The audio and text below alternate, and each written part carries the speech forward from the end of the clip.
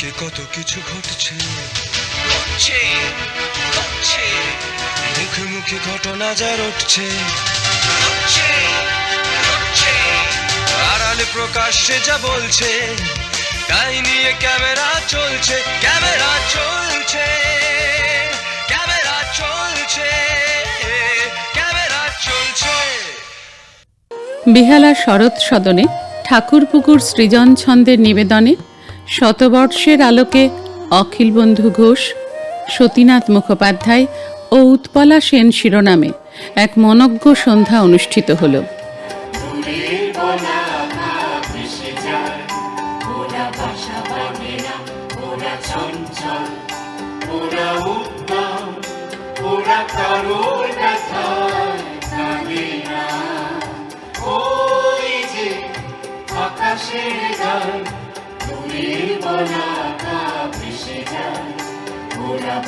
বাঁধে না, ওরা চঞ্চল, ওরা উত্তম, ওরা কারোর ব্যথায় কাঁদে না।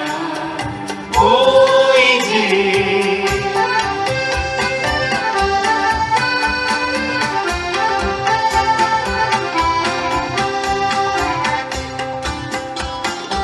ওরা চলে অসীমের প্রান্তে, ওরা চায় অজানার জানতে,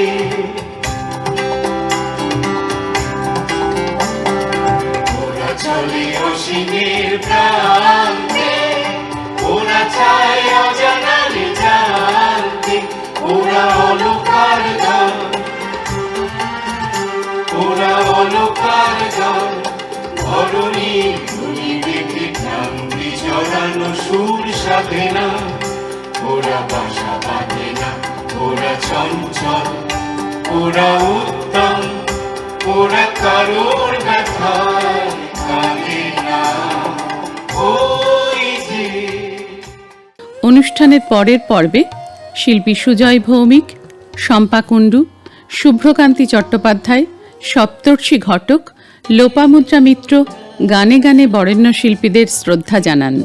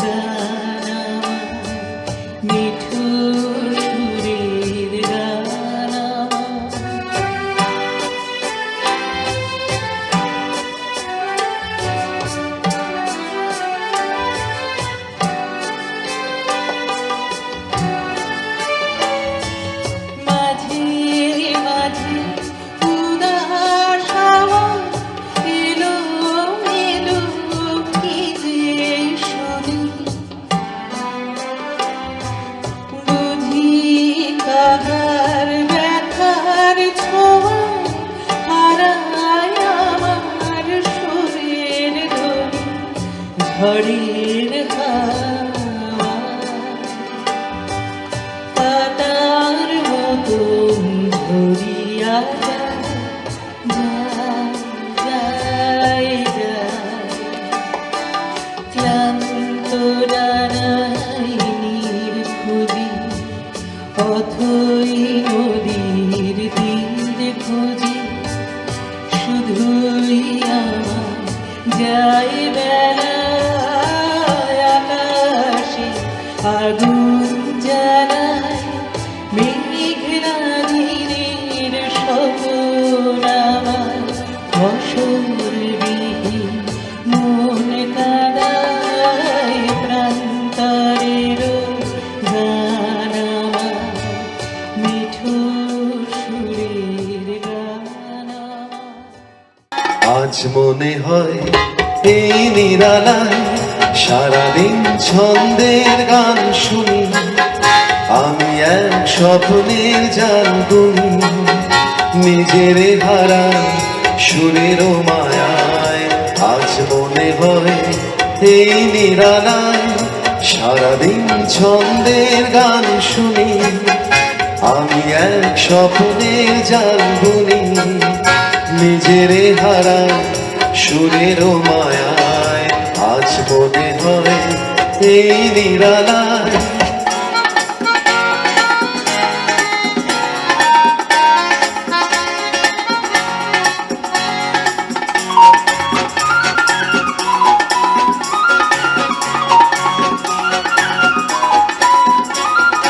বাতাসের এই আবেশে চলে যায় অজানা দেশে বাতাসের এই আবেশে চলে যায় অজানা দেশে পাখিরা যেখানে শুধু মরমের কাকলি শোনায় আজ মনে হয় এই নিরালায় সারাদিন ছন্দের গান শুনি আমি এক স্বপ্নের জাল বুনি নিজেরে হারা সুরের মায়ায় আজ মনে হয় এই নিরালায় বহুদিন পরে ভ্রমণ এসেছে পদ্ম বনে তোরা তাকাশ নিল ওদের পানে থাক না ওরা নিজের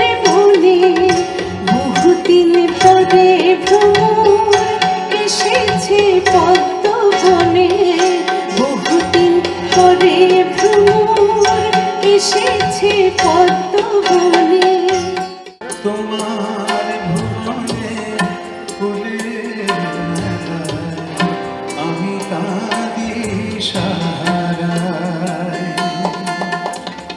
ও গো কমলিকা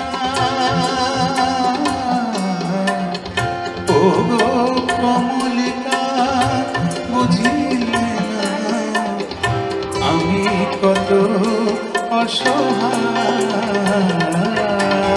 তোমার ভুবনে ফুলের মেলা আমি কাঁদি সারায় যেদিন জীবনে তুমি প্রথম দিলে গো দেখা সেদিন বুঝিনি আমি আবার হব যে একা যেদিন জীবনে তুমি প্রথম দিলে গো দেখা সেদিন বুঝিনি আমি আবার হব যে একা সমগ্র অনুষ্ঠানটি পরিচালনা করেন দীপঙ্কর আচার্য। এই অনুষ্ঠান বিষয়ে দীপঙ্কর আচার্য জানালেন, এই ঠাকুরপুকুর সৃজন ছন্দটা আমরা করেছিলাম আমি আমার ছাত্রছাত্রীদের নিয়ে। আমরা প্রত্যেক বছর লিজেন্ডারি যে সমস্ত শিল্পী যারা বাংলা গান আধুনিক গানকে বাঁচিয়ে রেখেছে, তেমন এর আগেও মান্না দে, সন্ধ্যা মুখার্জি, হেমন্ত মুখোপাধ্যায়, মানে সলিল চৌধুরী, মানে বিভিন্ন নচিকেতা ঘোষ, অনেককে নিয়ে আমরা করেছি। কিন্তু এবছরে আমরা শতবর্ষের আলোকে অখিল বন্ধু ঘোষ, সতীনাথ মুখার্জি এবং উৎপলা সেনকে নিয়ে আমরা করছি। কারণ এই সমস্ত গান আস্তে আস্তে অবসোলেটেড হয়ে যাচ্ছে, মানুষের কাছে পৌঁছে দেওয়াটা একটা কর্তব্য বলে মনে করি। ইনফ্যাক্ট অখিল বন্ধু ঘোষকে দিয়েই আমার জীবনের সূত্রপাত হয়েছে। আবার তখন আমি ক্লাস 9-এ পড়ি। ক্যামেরা চলছে। সম্প্রতি কলকাতার অ্যালিয়ান্স ফ্রান্সের দু বেঙ্গলে সত্যজিৎ রায়ের সিনেমাকে নতুনভাবে দেখা এবং ভাবা নিয়ে একটি মনোজ্ঞ সন্ধ্যা উদযাপিত হল। সাহিত্য আকাদেমি পুরস্কার জয়ী লেখক ও ইউনিভার্সিটি অফ ক্যালকাটার প্রফেসর এমিরেটাস চিন্ময় গুহর সত্যজিৎ রায়ের ছবি দেখার দৃষ্টি বইটি প্রকাশ উপলক্ষে হাজির হয়েছিল সংস্কৃতিপ্রেমী শহরবাসীরা।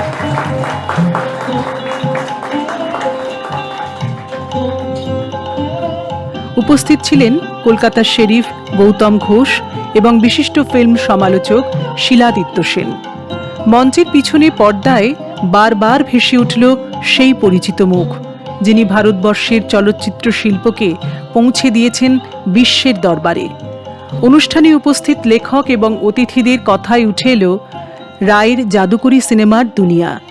ফিরে দেখা হলো তাঁর ছবির কিছু বিখ্যাত দৃশ্য এবং তাত্ত্বিক আলোচনা হলো সেখানে আলো ও শব্দের ব্যবহার নিয়ে। পথের পাঁচালী, অপরাজিত, বিভিন্ন সময় করা তিনটে ছবি যদি পাশাপাশি রাখবেন, দেখবেন যে এপিসোডিক স্টাইল পথের পাঁচালী, একটা দৃশ্য ডিজলভ করে গেল, একটা দৃশ্য ডিজলভ করে গেল।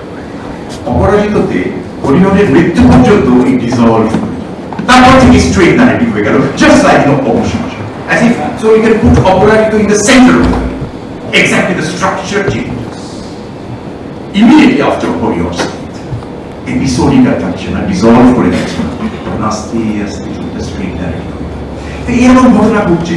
দাওয়ায় বসে প্রথম এখন লেখাপড়া করতে করতে দূরে ট্রেন একটা প্রতিমা হিসেবে আসছে, শ্রুতি প্রতিমা শোনা যাচ্ছে।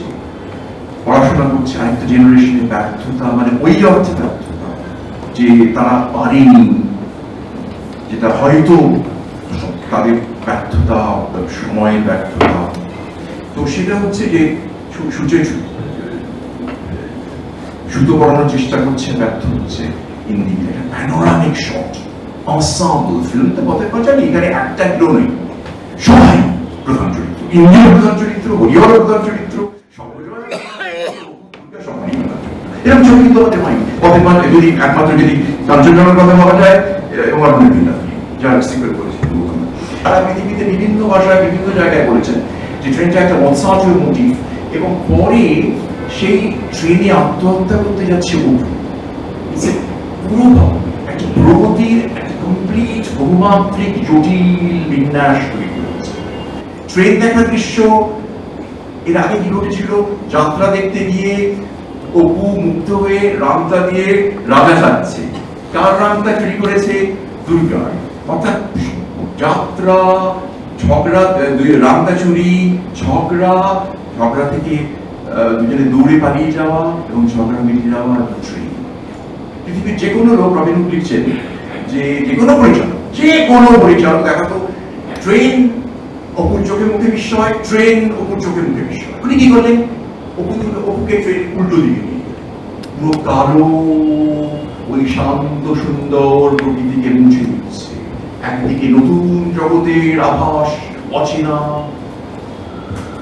ভয় জড়িয়ে আছে, আশা, আবার স্বপ্ন, আবার ভয়, এবং সেই ভয়ের অনিশ্চয়তা। ট্রেনের উল্টো দিকে কেন, আর দূর থেকে অবজার্ভিং। অপু শুধু ট্রেন দেখছেন, আমরাও পেরেছি। সত্যজিৎরা কিন্তু প্রচুর ছবি দেখেছিলেন, বলিউডের ফিল্ম, পরবর্তীকালে ইউরোপিয়ান ফিল্ম। আপনারা জানেন জেসিকা কিভাবে প্রায় ধাক্কা দিয়ে ঠেলে দিয়েছিল পথের পাঁচালী করার জন্য। রেনা সাহেব ওনাকে একটা খুব গুরুত্বপূর্ণ কথা বলেছিলেন, দেখো তোমার দেশে, কারণ উনি পাগল হয়ে গেছিলেন। উনি যেমন আমাকে হরিদা গল্প করেছেন, দর্শক চিফ প্রেসিডেন্ট ছিলেন, যে রেনোয়া যখন রেকি করতেন মাঝে মাঝে গাড়ি থামাতেন,